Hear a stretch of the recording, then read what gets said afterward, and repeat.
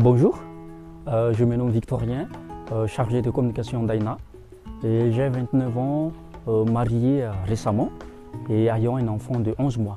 Cela fait 8 ans maintenant que je travaille chez Aina et j'aimerais vous raconter mon parcours avant et après mon intégration chez Aina.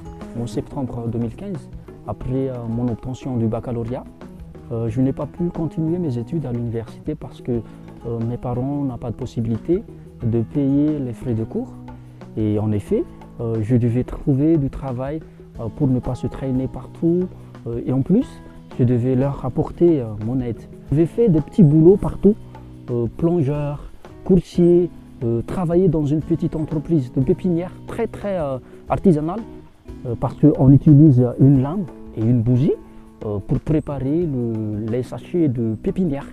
En janvier 2016, un ami m'avait proposé un travail comme un gardien polyvalent dans une école maternelle qui se situe dans un quartier très bidonville de Tana. Il m'avait expliqué les tâches à faire, les horaires de travail ainsi que les conditions requises. J'ai été très motivé de faire ce travail, même si je n'ai jamais fait un tel travail. J'étais prêt pour l'entretien. J'ai préparé tous les dossiers nécessaires et Madame Fifi, la responsable, elle m'a accueilli dans son bureau et on a fait l'entretien. Et heureusement, je suis très content parce que ma demande est retenue. Et j'ai débuté le 12 janvier 2016. En 2017, j'ai décidé de réaliser mon rêve. Parce que depuis au lycée que j'ai rêvé de devenir un journaliste et travailler dans le monde de communication. Là, j'ai été inscrit dans une université téléenseignement à Tana. Et désormais, je travaille à l'université en même temps et je travaille à Isuts. Et c'était un peu difficile de travailler en même temps et aussi d'étudier en même temps, mais je persévère.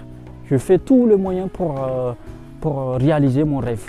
En 2018, l'association avait un projet de maximiser sa visibilité, sa mission à Madagascar à travers des petites vidéos diffusées dans les réseaux sociaux. Et le conseil d'administration m'avait proposé d'assister la responsable de communication à l'époque, de réaliser ce projet. Et ayant un objectif de toujours avancer, j'avais accepté, même si je travaille encore à Isuts, pendant les autres jours que je ne travaille pas avec la responsable de communication. En 2019, j'ai été promu comme assistant communication et puis chargé de communication jusqu'à ce jour. Il y a des hauts, il y a des bas durant ces longues années. Mais cela n'empêche pas de donner les meilleurs et d'avancer jusqu'au bout.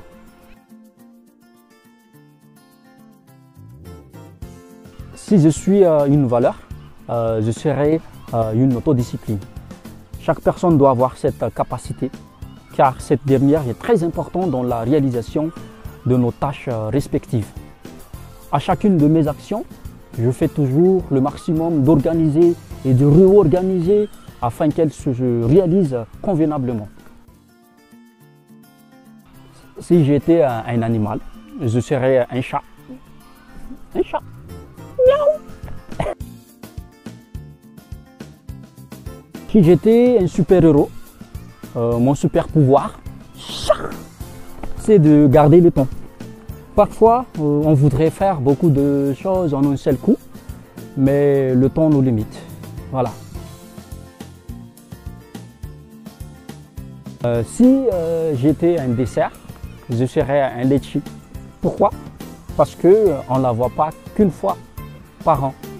Et durant sa saison, tout le monde en profite. Donc c'est un peu spécial. Si j'étais une chanson, j'aimerais plutôt être une poésie. Une poésie que j'avais écrite intitulée Timwentie la Mandris. En français, tu dois réussir. Parfois, il y a quelque chose dans notre vie qui est très difficile à gérer. Que ce soit dans la vie personnelle ou que ce soit dans la vie, dans le monde du travail. Mais je me dis toujours, tu dois réussir et tu dois surmonter cet obstacle. Si j'étais un gadget, je serais moi-même. C'est moi-même qui est capable de réaliser les choses en me disposant les outils nécessaires. Ne cessons pas d'avancer. On a tous une capacité de réussir dans la vie. J'aimerais remercier à tous ceux et celles qui m'ont aidé et permis d'apporter mes pierres d'édifice dans cette belle aventure humanitaire. Je vous donne rendez-vous sur les réseaux sociaux d'Aina, surtout sur Instagram, pour découvrir les actions et les activités de l'association. Ciao!